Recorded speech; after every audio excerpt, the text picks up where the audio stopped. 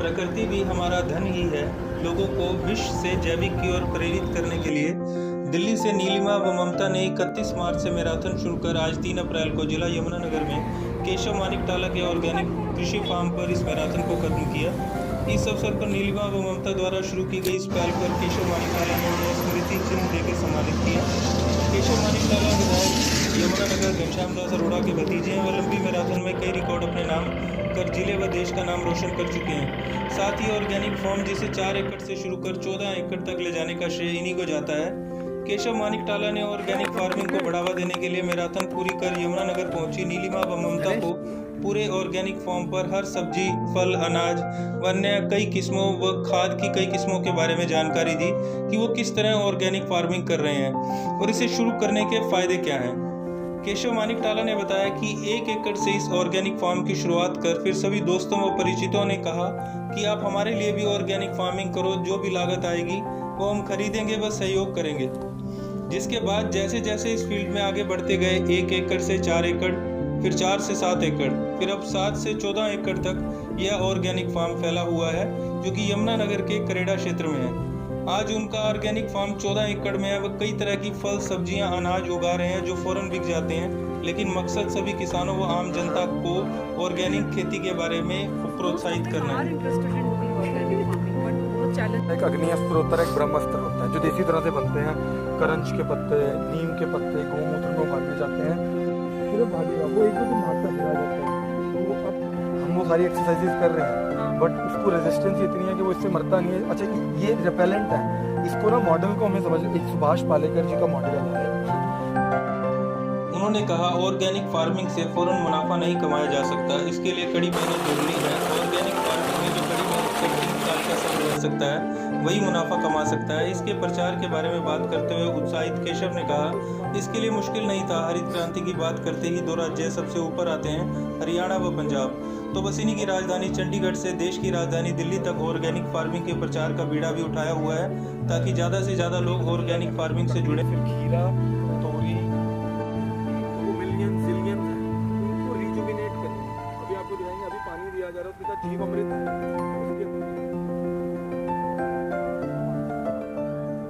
जिस तरह से फसलों में हानिकारक केमिकल डालकर पैदावार बढ़ाई जाती है वह शरीर व जमीन दोनों के लिए हानिकारक है। ऑर्गेनिक फार्मिंग गो ऑर्गेनिक गो ग्रीन मैसेज को प्रोत्साहित करने के लिए 222 किलोमीटर की मैराथन पूरी कर चुके केशव मानिकटाला ने इसी मैसेज के साथ आज नीलिमा व ममता जी को दिल्ली से मैराथन शुरू कर आज यमुनानगर पहुंचे हैं। वहीं दिल्ली से मैराथन कर यमुनानगर पहुंची नीलिमा मैम ने कहा उन्हें नहीं लगता दिल्ली में इस स्केल पर कोई ऑर्गेनिक फार्मिंग कर रहा हो। वहीं दिल्ली से दौड़ते हुए यमुनानगर की ओर आते हुए रास्ते में खेते में कई किसान से मिले, वो भी ऑर्गेनिक फार्मिंग करना चाहते हैं, लेकिन लागत व समय व जानकारी का अभाव ही उन्हें ऑर्गेनिक फार्मिंग से दूर रखे हुए है। खेत की चीज बाहर नहीं जानी चाहिए किसान।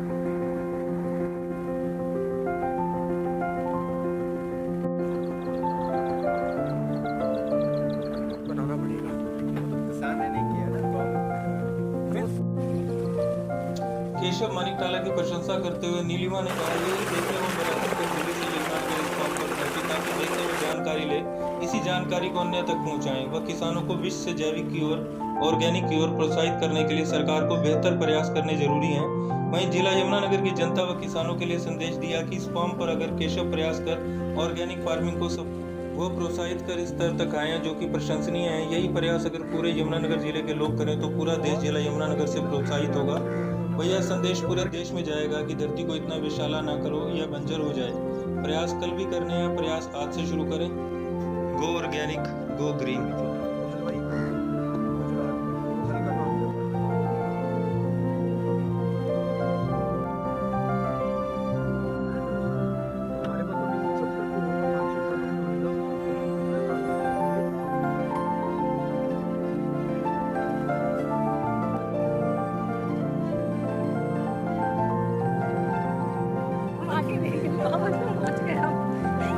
आपने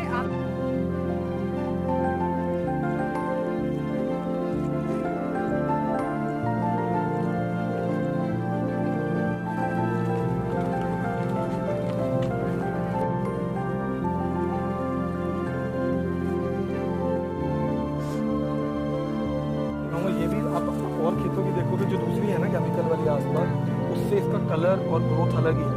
और जो दूसरी वैरायटी है महाराष्ट्र से लाए हैं बंसी नदी, वो देसी और 1000 साल पुरानी हमारे इंडिया की है। उसकी आप शक्ल देखोगे मतलब बिल्कुल ही सुपीरियर और एलिवेटेड अलग दिखेगी।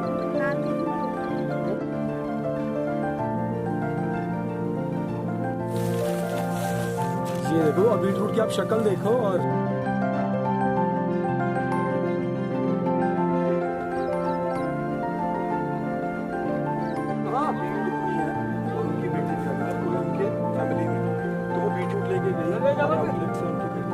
केक्स का काम था, वही हेल्प था कोलैबोरेटिंग।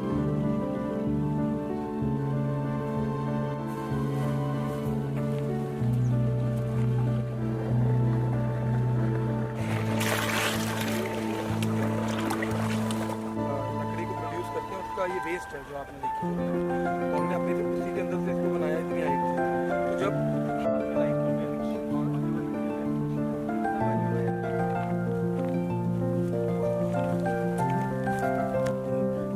फिफ्थ अटेम्प्ट है दोबारा से लगाई करने का अलग बीज है।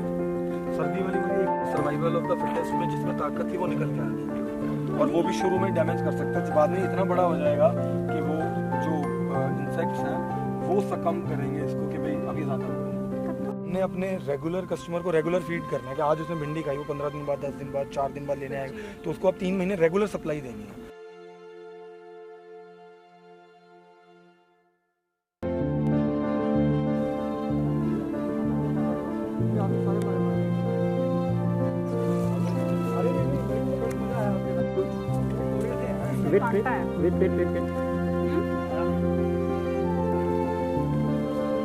Wait. I am totally relaxed. ठीक है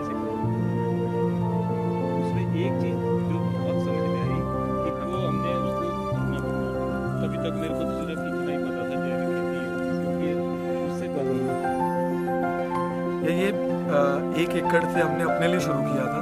फिर मेरे कुछ दोस्त थे, कलीग्स थे, उन्होंने पिच किया कि भाई तू अकेले ही क्यों फ़ायदा उठाएगा इसका, हम कहाँ जाएंगे कि जो तेरी कॉस्टिंग आएगी वी वुड पे यू कि आप हमारे लिए भी लगाओ। फिर हमने इसको 1 से 4 एकड़ किया, 4 से 7 एकड़ किया, 7 से 14। अब ये जहाँ जिस फार्म में हम खड़े हैं 14 एकड़ पूरी तरह से ऑर्गेनिक है। इसको देख के कुछ लोग प्रोत्साहित भी हुए, उन्होंने जब मेरे से पूछा तो मैंने इसकी प्रॉस और कॉन, फ़ायदे और नुकसान दोनों बराबर बताए। ये नहीं कहा कि भाई कल को 2 लाख रुपए अकाउंट में गिरने शुरू हो जाएंगे, काम शुरू कर दो, क्योंकि जो सच है इसमें 3 साल का सब्र रख के जो मेहनत कर सकता है वो प्रॉफिट के बारे में सोच सकता है।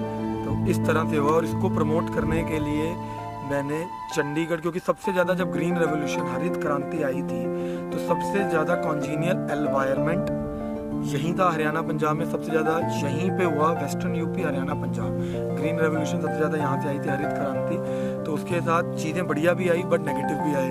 तो बहुत सारे केमिकल 1965 में उस दौर से आए थे, तो इसलिए मैंने डिसाइड किया था कि हरियाणा और पंजाब की राजधानी चंडीगढ़ से हमारी नेशनल कैपिटल दिल्ली तक ये मैसेज लेके कि गो ऑर्गेनिक गो ग्रीन के मैसेज से मैंने 222 किलोमीटर दौड़े थे। और अब उसी मैसेज से, नर्चर योर सॉइल के मैसेज से, ये मैम नीलिमा मैम हमारे दिल्ली से यमुनानगर इस फार्म तक दौड़ के आए। तो एक दिन वन फाइन मॉर्निंग मेरे दिमाग में रनिंग भी ऐसी आई थी और ये भी कि करना है, तो हमने कोई इफ एंड बट नहीं देखा। अगर हम ये समझो कि इसमें एक कहावत है अंग्रेजी की कि बेगर्स आर नॉट चूजर्स, कि ये अब हमारी ऑप्शन नहीं है, ये मजबूरी बन गया है कि कुछ लोगों की ज़मीन बंजर होने लगी, कईयों की होने लगी है, तो अपनी मर्जी से टाइम पे कर लो या 5, 10, 20 साल में तो करना ही पड़ेगा कि ज़मीन अब और ले ही नहीं सकती जितना केमिकल हम उसके अंदर डाल रहे हैं। ये मैराथन जो थी विश्व से जैविक तक दिल्ली में, तो मेरे को अभी ध्यान नहीं है कि कहीं पे भी कोई स्केल पे ऑर्गेनिक फार्मिंग हो रही है। और जब हम दौड़ते हुए दिल्ली से इधर यमुनानगर तक आए तो हम रास्ते में कई किसान भाइयों से मिले। सभी किसान लोग हैं, जो भाई हैं वो करना चाहते हैं जैविक खेती, लेकिन काफ़ी उसमें प्रॉब्लम्स हैं, काफ़ी उसमें उनको चैलेंज हो रहा है, काफ़ी सारी चीज़ें उनको पता नहीं है, तो उस वजह से वो कर नहीं पा रहे हैं। तो यहाँ तक हम दौड़ के इसीलिए आए, समझने के लिए कि क्या है, केशव जी ने कैसे उसको बड़ा किया। तो फिर वापस जाके हम, कोशिश हमारी ये रहेगी कि हम उनको वापस जाके किसानों भाइयों से, उन्हीं से बात करें और उनको समझाने की कोशिश करें कि ऐसे किया जा रहा है। लेकिन सिर्फ किसान खुद इसको अपने आप से शायद नहीं कर सकते।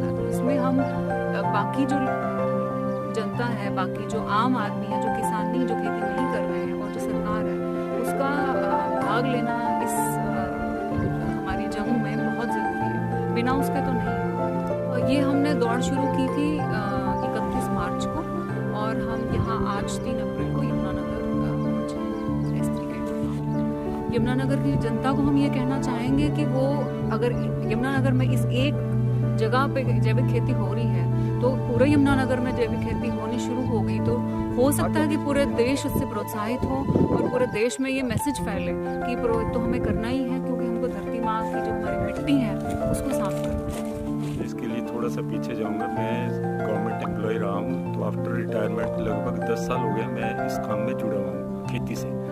तो खेती में आते ही मेरे को जल्दी ही पता चल गया कि नहीं, इसमें सर्वाइवल नहीं है। सर्वाइवल के साथ साथ हमारी हेल्थ पे भी बहुत ज़्यादा अफेक्ट पड़ रहा है। तो मैं जो आजकल उस दिनों की बात है जब जैविक खेती का नाम आता था, तो मेरे को तभी से लग गया कि नहीं, जैविक खेती करनी चाहिए। और उस जैविक खेती करने के लिए मैं ये कहूँ कि 7 साल हो गए मेरे को इसमें जैविक में आए हुए। और 7 साल से आज तक भी मेरे को ये लगता है कि इसमें बहुत अभी गुंजाइश है इसको समझने की, इसको सीखने की। और इन 7 साल में मैंने एक चीज़ और बहुत नोट की कि हमें धान, गेहूं और गन्ना